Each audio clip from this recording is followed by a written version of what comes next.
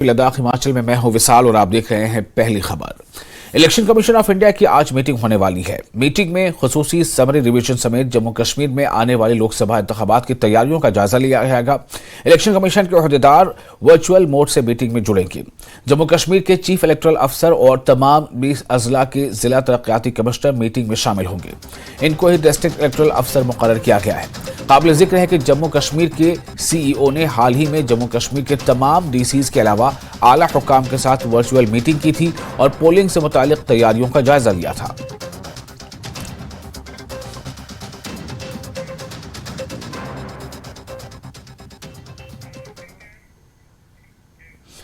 लद्दाख के हवाले से दिल्ली में एक आला सतही मीटिंग हुई। वज़ीर मुमलिकत बराए दाखिला नित्यानंद राय के साथ लद्दाख के कई नुमाइंदों की मीटिंग हुई। इसके दौरान मुख्तलिफ उमूर पर तबादला ख्याल किया गया। तमाम लोगों से कहा गया कि वो अपने ख्यालात का तहरीरी शक्ल में वो उसका इजहार करें और इसके बाद जल्द ही एक और मीटिंग होगी। लद्दाख के मेंबर पार्लियामेंट जिमयांग सेरिंग नामग्याल ने न्यूज़ 18 से बात करते हुए कहा कि तमाम मसाइल पर बहुत अच्छे माहौल में बातचीत हुई है और वजीर ने सबको तहरीरी तौर पर अपनी राय देने को कहा है। उन्होंने नई दिल्ली से लेह की फ्लाइट टिकट महंगी होने के बारे में कहा कि फौज के जवान और आम लोग दिल्ली आने और जाने वाली चार्टर्ड फ्लाइट्स में इकट्ठे जाते हैं, इसकी वजह से टिकट महंगे होते हैं। नामग्याल ने कहा कि उन्होंने मुतल्लिका वजीर से बात की है। फौज के लिए दिल्ली से चार्टर्ड फ्लाइट चलाई जाएगी, आम लोगों के लिए टिकट सस्ते हो जाएंगे। लेह एपेक्स बॉडी और करगिल डेमोक्रेटिक अलायंस के मेंबरान भी मीटिंग में शामिल हुए।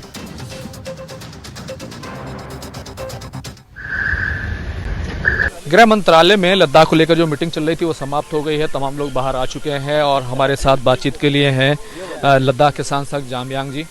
सर क्या रहा मीटिंग में? बहुत अच्छे माहौल में चर्चा हुआ। सभी हमारे रिलीजियस नुमाइंदा है, पॉलिटिकल पार्टीज़ के रिप्रेजेंटेटिव से जो इश्यूज से सभी लोगों ने अपना अपना विचार रखा और माननीय MOS home minister Nityanand Rai ji ने एश्योर किया कि इसके बाद फिर चर्चा करेंगे। तब तक जो है जो जिनका कंसर्न है वो रिटर्न प्रपोजल में सबमिट करेंगे। सर कई सारी डिमांड थी, स्टेटहुड, पार्लियामेंट्री सीट बढ़ाना, कई सारी डिमांड नहीं, वो सारा चर्चा हुआ। जितना लोगों के खदशा थे, जो लोग विचार करके आए, सभी लोगों ने अपना अपना पॉइंट रखा है। सर एक आखिरी सवाल, अभी जिस तरीके से फ्लाइट्स को लेकर इशू है, बहुत ज़्यादा हाइक हो गया है, किस तरीके से आप लोग उसको कंसीडर कर रहे हैं? डबल से भी ज़्यादा जो है फ्लाइट दिल्ली से लेह के लिए। वो एक्चुअली वो इस मीटिंग का सब्जेक्ट नहीं था, लेकिन लोगों का कंसर्न है। मैंने यहाँ से जो सिविल एविएशन मंत्री जी से बात किया, मैंने रक्षा मंत्री जी से भी बात किया। जो रिसेंटली इशू आ रहा है, जो वहाँ आर्मी के प्रेजेंस ज़्यादा है, तो आर्मी का अलग से चार्टर फ्लाइट चलना चाहिए, ना कि सिविलियन फ्लाइट से आर्मी को एकोमोडेट करे। क्योंकि जब सिविलियंस फ्लाइट्स में आर्मी को एकोमोडेट करते हैं, चार्टर फ्लाइट करते हैं, तो उसमें डिमांड ज़्यादा बढ़ जाता है, तो प्राइस हाइक हो जाता है। इसलिए जो है खुशी की बात यह है, कल से शुरू हो के हफ्ते में जो है दिल्ली के लिए 4, चंडीगढ़ के लिए 3 और नुब्रा थोयर्स के लिए 1 हफ्ते में जो है 8 फ्लाइट का जो आर्मी का अलग से चार्टर शुरू हुआ है और होपफुली इसी आने वाले दिनों में जो है एयर फेयर लो हो जाएगा। क्या रहा मीटिंग में, क्या बात? देखिए, हमने तमाम अपने जो 4 पॉइंट एजेंडा है हमारा, उस पर खुले तौर पर बात की और तमाम थुबस्तान साहब ने, करबलाई साहब ने और मैंने KDA और एपेक्स की तरफ से इन बातों को रखा, 4 पॉइंट एजेंडे को। और उसके अलावा कौंसल के जो ग्रीवेंसेस थे वो हमारे करगिल के ऑनरेबल CEC डॉक्टर जाफर आखून और लेह के CEC टशीक एल्सन साहब और MP साहब ने इन इश्यूज़ पे बात की। तो मीटिंग बहुत अच्छी रही और काफ़ी नतीजा खेज मीटिंग उम्मीद है हमें रहेगी। और हमने जो गेजेटेड हमारे बेरोज़गार नौजवानों की बात की, पब्लिक सर्विस कमीशन की बात की और भी जो रिक्रूटमेंट रिलेटेड इश्यूज़ थे उसको स्ट्रांगली उठाया। स्टेटहुड की बात की, 6 शेड्यूल की हमने बात की और जो पार्लियामेंट्री सीट्स बढ़ाने की बात थी, तमाम इश्यूज़ पर बातचीत हुई। और ऑनरेबल होम मिनिस्टर की तरफ से ये आश्वासन दिया गया कि बहुत जल्दी फिर से मीटिंग बुलाई जाएगी और तब तक हमें रिटन जो है वो जो अपने ऑप्शंस हैं वो हम लिख के देंगे। तो उसी हिसाब से एक अहम पहलू था कि लोकसभा चुनाव जैसे होने वाले हैं तो पार्लियामेंट्री सीट बढ़ाए जाने को लेकर के चीज़ें थी, क्या उस पर गुफ्तगू हुई है, बातचीत हुई? हाँ, बातचीत हुई, उस पर भी अच्छे माहौल में बातचीत हुई। उसको एक करगिल के लिए और एक जो है वो लेह के लिए बढ़ाने के लिए बातचीत हो गई है, तो उस पर भी वो विचार कर रहे हैं। इंशाअल्लाह रहमान हमें उम्मीद है कि जल्दी से जल्दी जो है ये सारे मसले जो है हल करने की कोशिश करें। कुछ और बताना चाहते हैं? बस मैं ये कहूँगा कि आपके माध्यम से कि जो बातचीत है वो टाइम बाउंड टाइम फ्रेम बातचीत होनी चाहिए, जो हमने अंदर भी कही, और उम्मीद है कि बहुत जल्दी जो है इस पर कोई ना कोई जो है पॉजिटिव एक आउटकम आएगा। और जनूबी कश्मीर के कुलगाम जिले के कुंड के इलाके वॉल्टनिको से ताल्लुक रखने वाले 6 मजदूर उस वक्त हलाक हो गए जब उनकी गाड़ी हादसे का शिकार हो गई। हादसे में कई अफराद जख्मी हो गए हैं। बताया गया है कि यह गाड़ी पीर की सुबह शिमला जिले में सनी के नजदीक एक खाई में गिर गई। यह हादसा करार घाट में पेश आया। ये पिकअप ट्रक ड्राइवर के काबू से बाहर हो गई थी और 6 मजदूर मौके पर ही दम तोड़ गए, जबकि जख्मियों को इंदिरा गांधी मेडिकल कॉलेज अस्पताल मुंतकिल किया गया है। एक एहलकार ने बताया कि मरने वालों की शनाख्त फरीद गुलाब, शब्बीर, तालिब गुलजार और मुश्ताक के तौर पर हुई है। जख्मियों में रंजीत जो गाड़ी चला रहा था, असलम, तालिब हुसैन, आकाश कुमार, अजय ठाकुर और मंजूर शामिल हैं। इस सिलसिले में मुकदमा दर्ज कर लिया गया है और तहकीकात जारी है।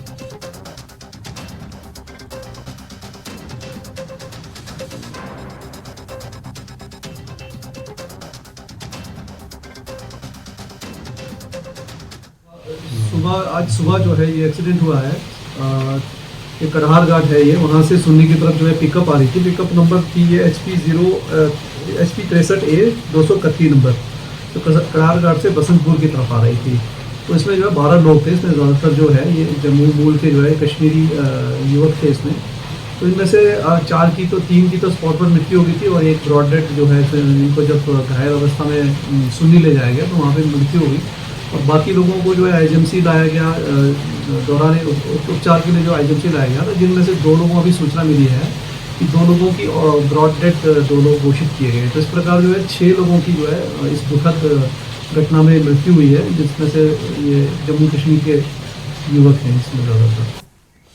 जम्मू कश्मीर के लेफ्टिनेंट गवर्नर मनोज सिन्हा ने शिमला हादसे में जानी नुकसान पर दुख का इजहार किया है। एक ट्वीट में लेफ्टिनेंट गवर्नर ने लिखा है कि वो शिमला में होने वाले अलमनाक सड़क हादसे से गमजदा हैं। इस हादसे में कुलगाम के 6 बाशिंदे अपनी जानों से हाथ धो बैठे हैं। इन्होंने सोगवार खानदानों से ताज़ियत और जख्मियों की जल्द सेहतयाबी की दुआ की है। इन्होंने DC कुलगाम को हिदायत की है कि वो हर मुतवफ़्फ़ी के लवाहिकीन को तमाम ज़रूरी मदद फराहम करें।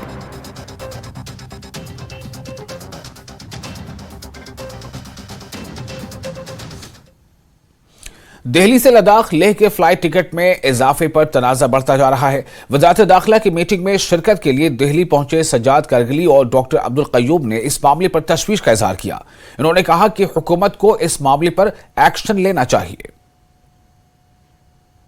लद्दाख में फ्लाइट के किराए का इशू अब जोर पकड़ रहा है, क्योंकि सीधे तौर पर जो दिल्ली से लेह के लिए फ़्लाइट जाती है या लेह से दिल्ली के लिए फ़्लाइट आती है उसका किराया बहुत ज़्यादा बढ़ जाता है। ज़्यादा बातचीत के लिए हमारे साथ हैं क़य्यूम साहब और सज्जाद करगिली साहब। जिस तरीके से ये जो पूरा इशू है, इसमें किस तरह की दिक्कत होती है और मसला क्या है ये सर? देखिए, हर टाइम यहाँ पे समर में हमारा टूरिज़्म जब मेन पीक सीज़न होता है उस टाइम किराया बहुत स्काई ये हो जाते हैं, टच कर देते हैं। अभी विंटर में हमारे लोग फिर वहाँ से विंटर में पिलग्रिमेज के लिए आते हैं या सर्दियों में पेशेंट लोग आते हैं, फिर बढ़ जाते हैं। ये एक हमेशा एक इशू रहा है। तो हमारे लीडर्स ने, लोगों ने हमेशा ये गवर्नमेंट से ये किया है कि भाई कम से कम लद्दाख के लिए एक लो और हाई का एक प्राइस फिक्स हो जाए ताकि उस लिमिट में रहे। ऐसे नहीं कि आप कल का चेक कीजिए, आप कहाँ कितने थाउजेंड्स पे पहुँच गए, तो उतना तो एफोर्ड कर नहीं सकते हैं। तो इसको एक बहुत बड़ा मसला है। अभी हमारे साथ MP साहब भी थे, वो भी इस पे कर रहे हैं। तो मुझे लगता है सब मिलके इसमें कुछ करना चाहिए, इसमें कंसिडरेशन लेना चाहिए। सज्जाद साहब, किस तरह की परेशानी होती है जो किराए का जो इशू है इसमें आम लोगों को, और उनके लिए कितना मुश्किल है सफ़र करना? देखिए, एक तरफ आपको मालूम है कि जो हमारा एयर कनेक्टिविटी है वो सिर्फ लेह से ही कमर्शियल जो एयर कनेक्टिविटी वो रहती है, जबकि करगिल में तो अभी कोई जहाज़ नहीं उतरता है। तो पूरा लद्दाख में लेह एयरपोर्ट पे ये सारा एक लोड रहता है, जिस वजह से जो लेह से ख़ासकर दिल्ली के जो किरायों में काफ़ी इजाफा हो जाता है। इस साल UT एडमिनिस्ट्रेशन ने ये कोशिश की है कि किस तरीके से ये IL-76 और AN-32 कुरियर सर्विस जो हमेशा करगिल और जम्मू और श्रीनगर के बीच में ऑपरेट होता है, इसको लेह से भी शुरू किया जाए। तो इस हिसाब से तो जो किराया है वो काफ़ी कम होना चाहिए, लेकिन उसके बावजूद भी 14-15 हज़ार, 16 हज़ार, 20 हज़ार अगर किराया बढ़ जाता है तो मुझे लगता है उसके बाद जो आम लोग हैं, ख़ासकर पेशेंट्स हैं, गरीब लोग हैं, उनको काफ़ी मुश्किलात का सामना करना पड़ेगा और काफ़ी दुश्वारी होती है क्योंकि उनको सफ़र करने में मुश्किल होती है। तो सीधे तौर पर बहुत सारी उम्मीदें हैं जिस तरह की आज की मीटिंग रही है और 2 हफ्तों के अंदर बता रहे हैं कि 2 हफ्तों के अंदर जो लिखित में तमाम चीज़ें देनी हैं वो दी जाएंगी। वीडियो जर्नलिस्ट रोहित के साथ Khurram Shahzad, news 18 Delhi. All India youth Congress के ज्वाइंट सेक्रेटरी मनप्रीत सिंह ने त्राल के आरिपल तहसील का दौरा किया। कई अवामी वफूद ने इनसे मुलाकात की। इन्होंने अवाम को यकीन दिलाया कि वो इनके मसाइल को हल कराने के लिए कोशिश करेंगे। इन्होंने इल्जाम आयद किया कि नारिस्तान में देही तरक्की के कामों में कुछ कोताही हुई है जिसकी तरफ मुतल्लिका हुक्काम को तवज्जो देने की जरूरत है। संघ ने बताया है कि 3 रियासतों में अवामी मैंडेट को कांग्रेस तस्लीम करती है और वो लोकसभा इंतखाबात से कबल अपनी खामियों का जायजा लेंगे।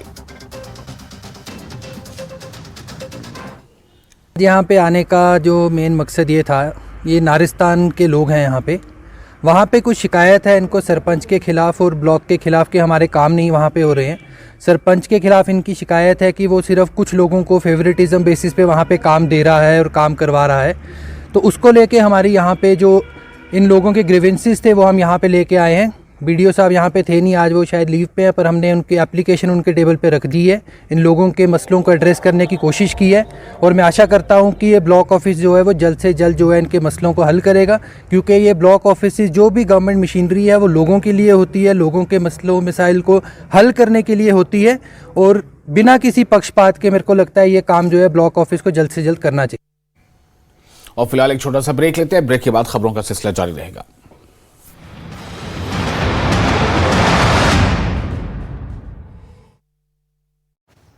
दो महिलाओं ने जन्म के बाद लड़के के बदले लड़की देने का लगाया आरोप। मुंगेर पुलिस ने हत्या के 5 आरोपियों को किया गिरफ्तार। 6 माह पहले जमीन विवाद में लमका दियारा इलाके में व्यक्ति की हुई थी हत्या। भागलपुर के मायागंज में शादी के मंडप में अचानक बेहोश हुई दुल्हन, सदर अस्पताल में कराया गया भर्ती। बाढ़ में 68 लीटर अंग्रेजी शराब के साथ 2 तस्कर को पुलिस ने किया गिरफ्तार। शेखपुर गांव के पास ट्रेन वैक्यूम कर दोनों तस्कर उतार रहे थे शराब।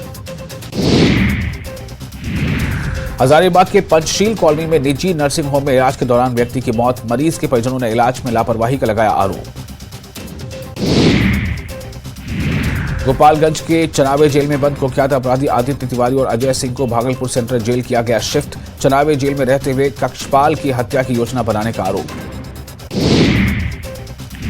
पूर्णिया के अमौर रेफरल अस्पताल में डिलीवरी के दौरान महिला और नवजात की मौत, लापरवाही का आरोप लगाते हुए परिजनों ने जमकर किया हंगामा। शेखपुरा के कुसुम्भा गांव में चारा काटने को लेकर मारपीट, घास काट रहे युवक का किसान ने काटा 2 अंगुली। जमुई के मलेपुर थाना इलाके में महिला ने फांसी लगाकर की आत्महत्या। घरेलू विवाद में महिला ने घटना को दिया अंजाम। मुंगेर के नया रामनगर थाना क्षेत्र के पड़ोसियों के बीच मारपीट, 5 घायलों को इलाज के लिए सदर अस्पताल में कराया गया भर्ती। गोपालगंज में हथुआ थाने की पुलिस ने शराब से भरी कार को किया।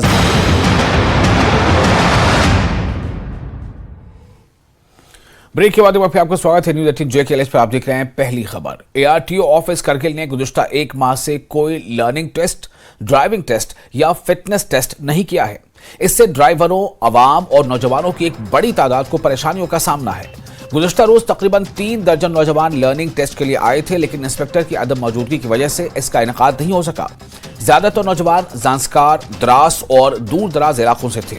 वो 1 माह से इंतजार कर रहे हैं। एक नौजवान ने बताया कि वो पिछले 21 दिनों से इंतजार कर रहे हैं। करगिल से जांस्कार तक सड़क के बंद होने का इम्कान है। उन्होंने यूटी इंतजामिया से दरख्वास्त की है कि वो फौरी कार्रवाई करे। मुतल्लिका ATO ने कैमरे के सामने इस मामले के बारे में कुछ भी कहने से इनकार किया, ताहम कहा कि उन्होंने इस मामले को आला हुक्काम के साथ उठाया है।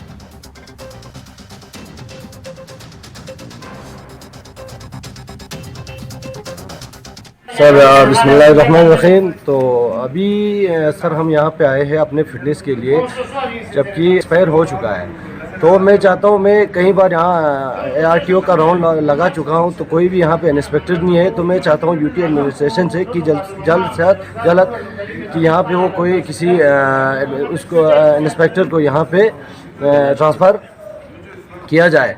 और हमारे बहुत सारे ड्राइवर ऐसे हैं कि हर किसी का जो कागज़ जो है एक्सपायर होकर आगे पीछे जा रहा है, तो ट्रैफिक वालों का कहीं परेशानियों का ये सामना करना पड़ता है। तो जंस्कार से भी, द्रास से भी, करगिल भी, जितने भी हमारे ट्रैफिक पुलिस है, सब हमें परेशानी करते हैं। तो हम चाहते हैं मेहरबानी करके जल्दी से जल्दी यहाँ कोई इंस्पेक्टर तैनात करें। याजुंगा चांदिका यों से मना महीना था ले सोचना दिका या ट्वे सब इंस्पेक्टर पर मिंदुक हाँ देखा ना चिल्ला सान दिक पर मिंदुक ट्राई कैंसिल छेंदुक उन्दुक फिटनेस जो ना दो कैंसिल छेंदुक कासा UT एडमिनिस्ट्रेशन लदी गुजारिश इंदी का जल्दी से जल्दी दिका इंस्पेक्टर चिक तांबारोस देखा ना दिया खाचिक द्राज नौ सुदुक खाचिक जाफस्कार नौ सुदुक खाचिक वाखा सेड ना दे थारिंग नौ सुदुक थों बिचारा नौ से दिका लास्ट मडिक पछाना खा जाशिक दा नुकसान छेंदुक खा। जिला रामबन में निज़ाम तालीम कई दहाइयों से मुख्तलिफ मसाइल से दोचार है। सैकड़ों सरकारी स्कूलों में असातिज़ा और इमारतों की कमी की वजह से निज़ाम तालीम बदहाली का शिकार है। Girls higher secondary school Banihal सैकड़ों तालिबात के लिए उम्मीद की एक किरण बन गई है और लड़कियों के लिए जिला रामबन के इस वाहिद हायर सेकेंडरी में तालीमी सिलसिला बेहतर तरीके से आगे बढ़ रहा है। ये तमाम जदीद सहूलियात से लैस है और यहाँ बानिहाल, खेड़ी, रामसू, उकड़ाल, पुगल, परस्तान और रामबन तहसील में आने वाले इलाकों की 600 तालिबात ज़ेर तालीम हैं। Model girls higher secondary Banihal में 600 के करीब तालिबात ज़ेर तालीम है और इस इदारे में तालिबात के लिए तमाम तरह की सहूलियात मैसर हैं। इसकी वजह से यहाँ ज़ेर तालीम लड़कियाँ खुश हैं और बेहतर मुस्तकबिल के हवाले से पुरुमीद हैं। जिला रामबन की 21 हायर सेकेंडरी स्कूलों में महज 90 लेक्चरर तैनात हैं। लेक्चररों की 163 असामियाँ खाली पड़ी हैं, लेकिन गर्ल्स हायर सेकेंडरी बानिहाल में स्टाफ और स्कूली इमारत की कोई कमी नहीं है।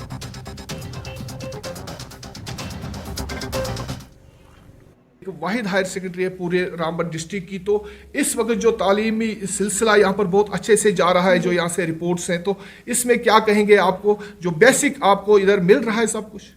जी, अगर हम बात करेंगे हमारी हायर सेकेंडरी के बारे में, तो यहाँ पर सबसे पहले तो एकेडमिक एक्सेलेंस को अगर हम मद्देनज़र रखेंगे तो आपने देखा होगा कि स्कूल से मेरिटोरियस अचीवमेंट्स आपको देखने को मिलेगी in both arts as well as science stream.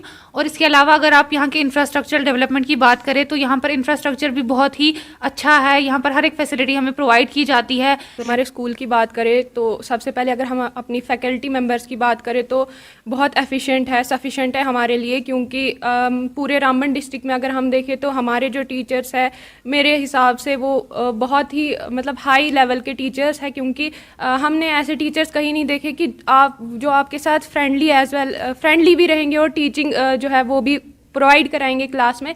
हमारा जो स्कूल है वो पूरे बाउंड्री से मतलब घिरा हुआ है, तो हमें ऐसा कभी नहीं लगता कि हमें डिस्टर्बेंस होगा या फिर कोई क्लासेस चल रही होगी तो हमें जो है किसी भी हिसाब का जो है क्या कहते हैं इसको कोई डिस्टरबेंस मिलेगा। या फिर हम देखें कि पहले क्या होता है, यहाँ पर बाउंड्रीज वगैरह नहीं थी तो क्या होता था कि कोई भी आ जाता था कभी भी किसी भी परमिशन के बगैर, लेकिन आज क्या होता है कि हमारे प्रिंसिपल सर की परमिशन के बगैर गेट के अंदर कोई नहीं आ सकता। और हम देखें कि अगर कोई लड़की पहले होती थी वो स्कूल से भाग जाती थी, लेकिन आज क्या यहाँ पर CCTV कैमराज लगे हुए हैं, तो उसकी वजह से क्या हुआ कि एफिशिएंसी आ गई है स्कूल में। और कोई भी बच्चा जो है मतलब सारे जो बच्चे हैं वो सर के नज़र के अंदर रहते हैं और कोई भी बच्चा जो है वो कहीं भी ऐसे नहीं जा सकता। और क्या कहते हैं आगे जाके हम चाहेंगे कि हम जो है यहाँ से जाकर अच्छी तरह जो है बड़े बड़े मुकामों पर जाए। जो ही मैंने इस इंस्टीट्यूशन का चार्ज संभाला तो बिल्डिंग जो है वो तैयार हो चुकी थी।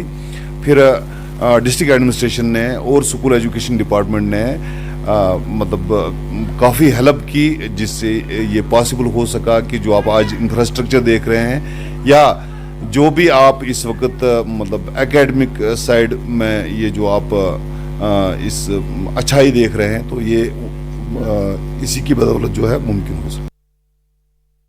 और हुकूमत की स्कीमों से काफी तादाद में नौजवान अपने और दूसरों के लिए रोजगार के मौके पैदा कर रहे हैं।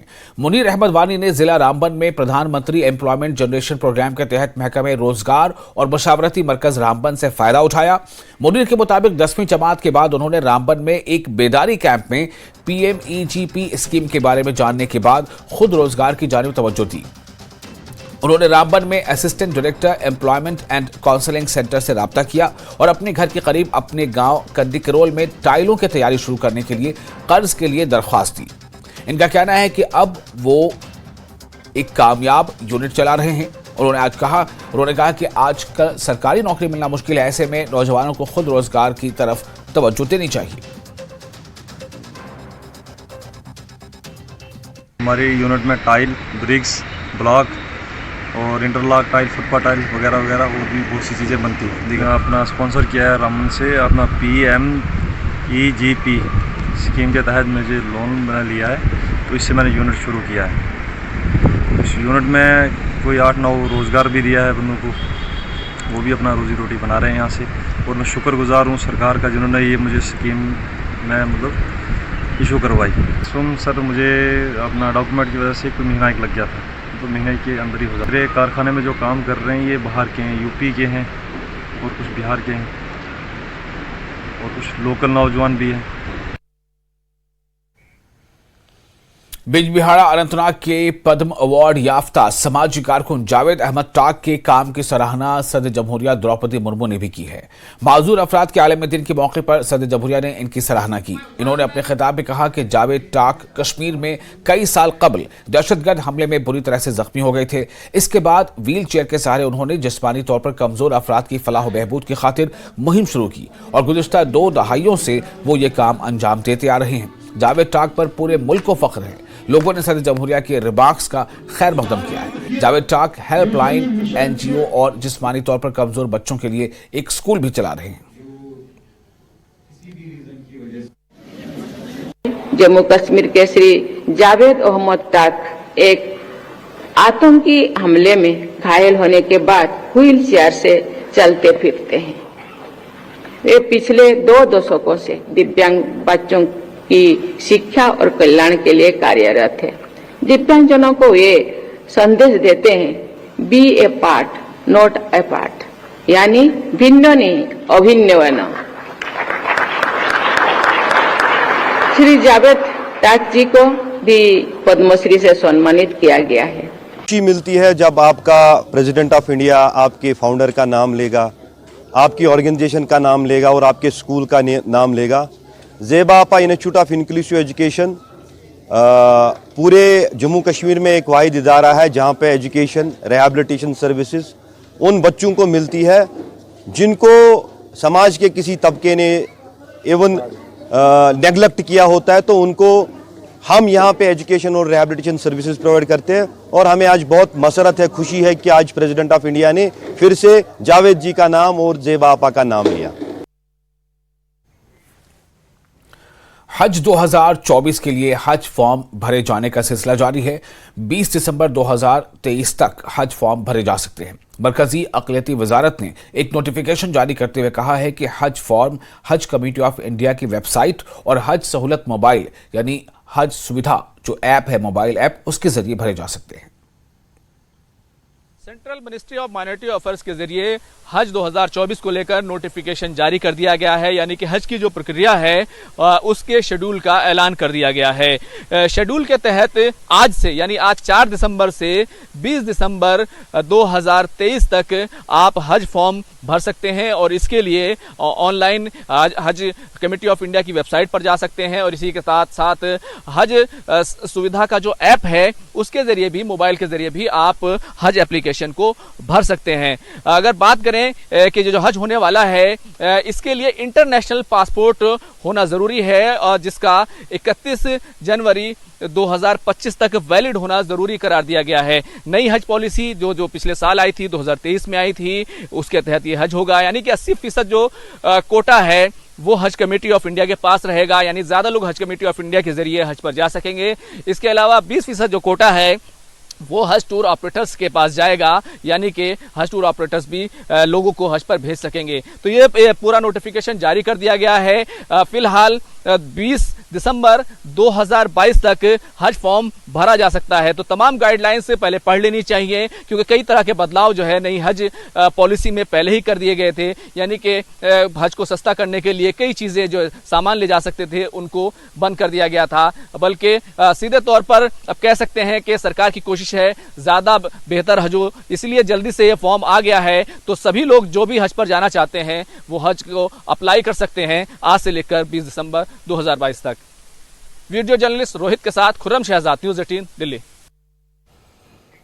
और इसके साथ ही इस बुलेटिन में फिलहाल इतना ही, लेकिन न्यूज़ 18 JKH पर लगातार बड़ी और अहम खबरों का सिलसिला जारी रहेगा।